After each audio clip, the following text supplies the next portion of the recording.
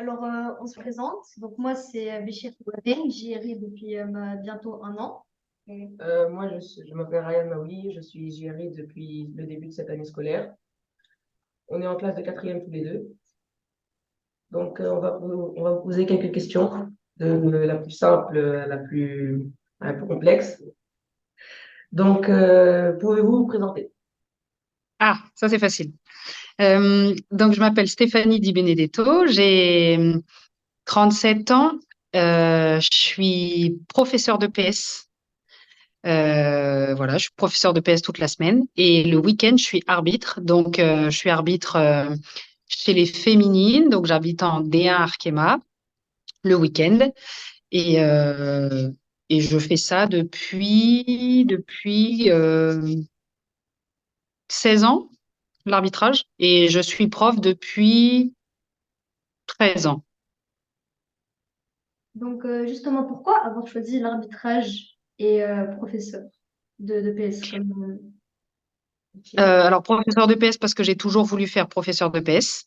Donc, je savais où je voulais aller et quoi qu'il arrivait, j'allais y arriver. Donc, j'ai fait les études pour. Et concernant l'arbitrage, c'est venu un petit peu au hasard puisque comme vous avez l'AS au collège, vous avez l'AS au collège Oui. le mercredi généralement. Et Oui. ben nous, à la faculté, on a une association aussi qui permet de faire du sport. Et je faisais du foot à l'époque. Et plus de lumière. Et je faisais du foot à l'époque et j'ai une copine du foot qui m'a dit qu'elle faisait de l'arbitrage le week-end. Et quand on est étudiant, souvent on gagne pas d'argent. Donc je me suis dit bah tiens, je vais faire de l'arbitrage, ça me fait un petit job et comme ça, moi, ça me permet de rester dans le foot. Et au début, c'était pour avoir un peu des des sous pour pas embêter mes parents avec mes sorties. Et voilà, je suis devenue arbitre comme ça. Et ce métier, vous pensez que c'est un métier facile, être arbitre ou même professeur de PS? Vous jugez ça comme un métier facile ou pas? Pour professeur de PS, c'est pas facile tous les jours, mais moi, je l'ai choisi et j'adore ce que je fais. Donc, peu importe que des fois les journées soient plus difficiles que d'autres parce que les élèves sont plus difficiles que les autres, que d'autres. Parfois, c'est difficile, mais la plupart du temps, c'est chouette et c'est pour ça que je fais ce métier. Et pour l'arbitrage, c'est pas tout à fait un métier. Nous, il y a certaines filles qui sont semi-professionnelles, donc un, qui ont des indemnités par mois, donc qui ont un salaire par mois. Et il y en a certaines d'autres, comme moi, qui n'avons pas ça. Donc, en fait, c'est comme, comment dire, c'est une prestation. Si je fais un match, j'ai de l'argent. Si je ne fais pas de match, bah, j'ai pas d'argent. Donc, c'est pas un métier. C'est un loisir. Et donc, justement, en tant qu'arbitre, est-ce que vous pouvez nous dire la réaction à avoir si un ou une joueur-joueuse conteste une décision? Il y a des réactions qui sont un peu codifiées, c'est-à-dire que si je fais face à quelqu'un qui est énervé, si moi aussi je m'énerve, eh ben on va jamais se sortir de la situation. Donc moi, ma stratégie, c'est plus tu es énervé et moins je vais être énervé. Donc je vais être très calme et toi tu vas être très énervé. Comme ça, en fait, ça va se réguler. Donc ça évite que tout le monde finisse là en se frappant et en se tirant les cheveux. Et souvent, ça marche bien. Et même à l'école, quand je suis face à des élèves qui sont agacés ou énervés, bah, plus tu vas crier et moins je vais parler fort. Voilà. Et pour vous, est-ce difficile d'évoluer dans le monde du football qui est plutôt un monde assez masculin depuis sa création? Alors, oui et non. Au tout début, c'était pas du tout difficile pour moi et je vous explique pourquoi. Parce que moi, j'ai bénéficié de la discrimination positive. Discrimination, ça vous dit quelque chose? Oui. Ok. Eh ben, souvent, elle est négative, c'est-à-dire que si tu es noir, souvent, on va avoir des a priori sur toi. Si tu es métisse, ça va être autre chose. Si tu es arabe, ça va être autre chose. Si tu es blanc, ça va être autre chose. Bref. Il va y avoir des discriminations. Et moi, elle a été positive. Ça veut dire que comme j'étais une fille, eh ben, on me plaçait souvent devant, souvent la première. On m'a fait passer des épreuves un peu plus facilement. On m'a fait passer des étapes sans que j'ai besoin de montrer les choses.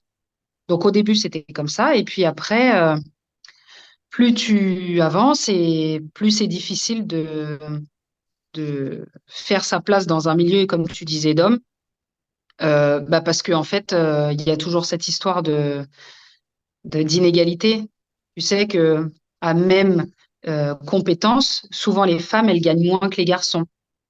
D'accord? Donc, c'est pas vrai dans l'éducation nationale. Donc, pour les professeurs, c'est pas vrai puisque c'est une grille. Mais par exemple, si tu vas travailler, j'en sais rien, si tu es chef d'entreprise dans un magasin de chaussures, et ben parfois, les filles, pour le même travail, elles vont gagner moins. Et nous, c'est ce qui arrive chez nous dans l'arbitrage. Je m'entraîne tous les jours depuis 7 ans. Je fais mes débriefs de match, j'appelle mes coachs, je fais mes matchs, donc je viens la veille et je repars le lendemain, comme les garçons. Et pourtant, j'ai pas de salaire. Donc, quand les garçons, ils ont un salaire, par exemple, tu vois, les Clément Turpin, ça te dit quelque chose? Oui, L'arbitre de Ligue 1. oui. Bon, les grands arbitres de Ligue 1, eux, ils ont un salaire et eux, par exemple, ils ont un fixe qui est à 6 000 euros. Donc, tous les mois, ils gagnent 6 000 euros, qui tournent ou qui tournent pas. Et moi, j'en ai pas. Donc, si je ne tourne pas, ça ne rentre pas. Donc, la difficulté, elle est plutôt sur la base salariale où je m'entraîne comme les garçons, je fais mon travail comme les garçons et bah, derrière, j'ai pas grand-chose. Mais j'adore ce que je fais, donc c'est pas très grave pour l'instant. Donc, est-ce qu'il y a des matchs de football que vous préférez arbitrer plus que d'autres? Euh, ouais, non, parce que j'aime vraiment ce que je fais et du coup, peu importe le match, j'adore la préparation d'avant, j'adore retrouver mes copines pour arbitrer parce que à force de les voir, ces filles-là, bah, c'est devenu vraiment des copines. Donc, on n'habite pas du tout dans les mêmes endroits. On habite partout en France. Mais quand on se retrouve sur les matchs, c'est vraiment chouette. Donc, j'adore la compétition dans laquelle j'évolue, donc la D1 Arkema. Parce que pareil, les filles, je commence à les connaître. Tu vois, les filles de Lyon, de PSG, de Bordeaux, etc. À force de les voir, ça devient des gens avec qui tu prends plaisir à discuter. Et est-ce que vous pouvez nous parler de votre parcours professionnel en détail, ce que vous avez fait pour arriver à être arbitre en D1 Arkema? Oui. Très simple. Tu passes une formation sur un week-end. Donc, tu te pointes le samedi matin et tu repars le dimanche à 17 h. Et on estime que tu es formé théoriquement sur l'arbitrage. Donc, après ça, une fois que tu as passé, que tu as vu un peu en détail les règles, euh, il te rappelle un autre week-end et là, tu fais vraiment un match. Donc, tu viens avec des crampons, on te prête des cartons et des sifflets et tu arbitres un match de foot. Et après, on regarde si physiquement, tu arrives un peu à suivre le jeu, si tu arrives à bien appliquer ce qu'on t'a demandé de faire, style quand il y a une faute grossière, par exemple, si quelqu'un frappe quelqu'un d'autre, quelle est la réaction à avoir? Bah, c'est carton rouge. Donc, si tu le sais et que tu l'appliques, grosso modo, on va estimer que tu es apte. Et voilà, et on te valide, et puis après, on te forme au fur et à mesure. Et plus tu fais de matchs, et plus tu es expert. Donc, comment décririez-vous l'ambiance d'avant-match? Pour ma part, je la trouve géniale parce qu'encore une fois, je tourne avec des copines. Donc, par exemple, si j'ai match le samedi midi, je vais arriver le vendredi soir à l'endroit du match. Si c'est Bordeaux, eh ben, je vais arriver la veille à Bordeaux. Donc, on passe la soirée soit toute seule dans notre chambre d'hôtel, soit on va manger au restaurant avec les filles qui sont déjà là. On se prépare le matin.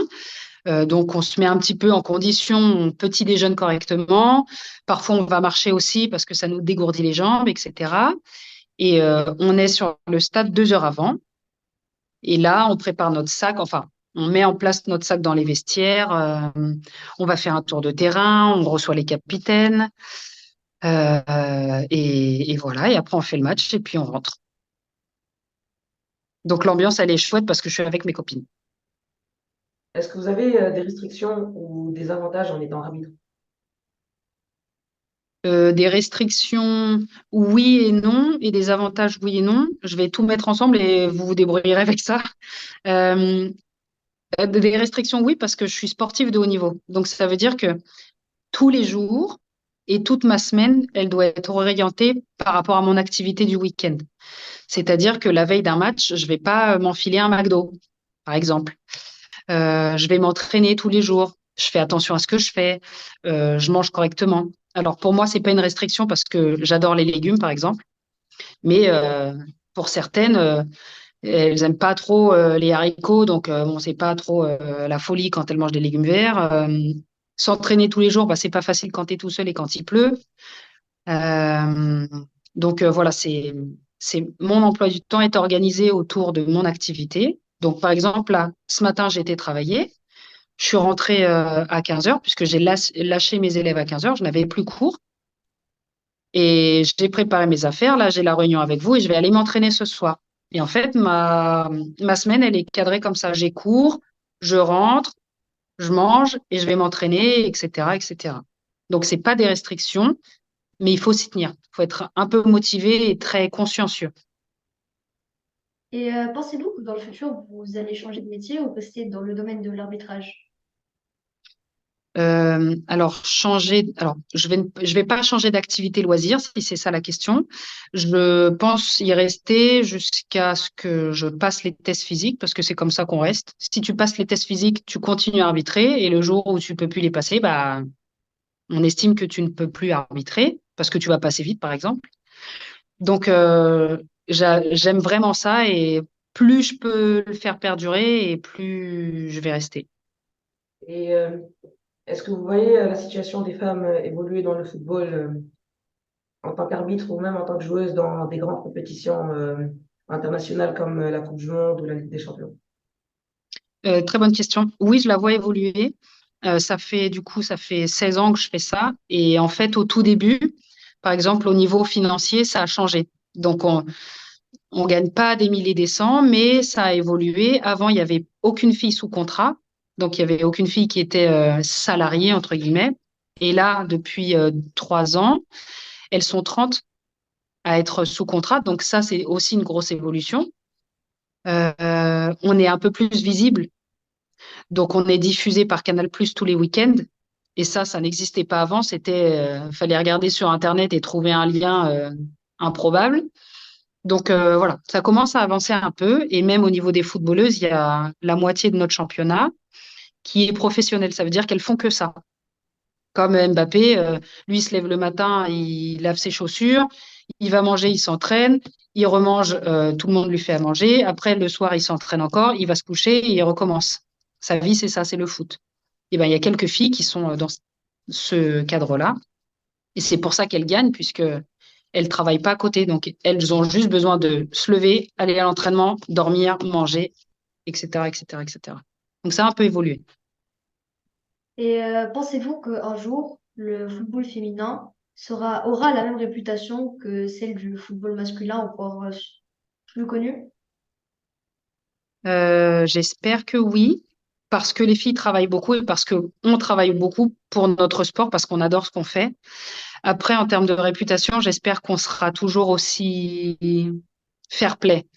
Parce que vous n'êtes pas sans savoir que parfois les garçons, quand ils font des roulades par terre, il s'est pas passé grand-chose avant, hein. Et chez les filles, pour l'instant, c'est assez rare. Donc vraiment, quand elles tombent, c'est qu'il s'est vraiment passé un truc. Et moi, c'est ce que j'aime chez les filles et dans l'arbitrage, dans le foot chez les filles, c'est que on joue vraiment. Et si tu t'es fait mal, c'est que tu t'es fait mal et qu'il n'y a pas de chichi, quoi. Bah, merci de nous avoir un peu donné cette interview. J'espère que Avec plaisir. Merci à vous. Merci les garçons. Stéphanie, moi j'ai une question. C'est Oui. quoi, on va dire, le plus gros match que tu as arbitré en termes. Parce que je crois que tu œuvres à l'international, si je ne me trompe pas, non? Non, Euh, ou tu restes que en Je France? faisais, ouais, j'étais internationale il y a 2 ans encore et je ne le suis plus depuis 2 ans. Et du coup, Ouais. le plus gros match, j'en ai deux en tête. Il y en a un, j'étais quatrième sur France-États-Unis. Donc les États-Unis, c'est la plus grosse nation de foot chez les filles. France-États-Unis, j'étais quatrième au Havre et l'ambiance était folle, c'était trop bien. Et parce que l'affiche était très belle aussi. Et j'ai fait aussi le deuxième match qui est très important. J'ai fait la finale de la Coupe du monde militaire en Chine en 2019. Donc, il y a des Jeux olympiques militaires qui se font tous les ans ou tous les 2 ans, ou tous les 4 ans d'ailleurs. Et j'ai été conviée, donc on est parti 15 jours en Chine avec ma collègue. Et voilà, on a été désignés sur la finale. Donc, j'ai fait la finale des Jeux militaires en Chine. Et ça, c'était fou. Et tu parlais de conditions physiques. Euh, Ouais. je sais que bon, moi, j'ai fait un peu de foot et Mhm. on s'en rend pas bien compte, mais en fait, je sais que les arbitres courent énormément. Tu aurais des petites données à nous donner justement à ce Ouais, niveau-là, tu vois, en termes de. absolument. Vas-y. Les arbitres, en fait, ils courent tout le temps, puisque quand la balle elle est en défense, ils doivent checker en défense. Quand elle est en attaque, ils doivent aussi aller en attaque. Donc, un arbitre, il tourne entre 9,5 et 11,5 km par match central. Et les joueurs qui courent le plus sur le terrain, ils sont entre 9 et 10. Donc déjà, en moyenne, on a 2 km de plus, à peu près. Alors des fois c'est moins, des fois c'est plus, mais en gros c'est ça. Et pour les arbitres de touche, on est entre 5 et 6 km par match. Ok, bah écoute, c'était super intéressant. Avec Merci plaisir. beaucoup de ta disponibilité. Reste Quand vous voulez.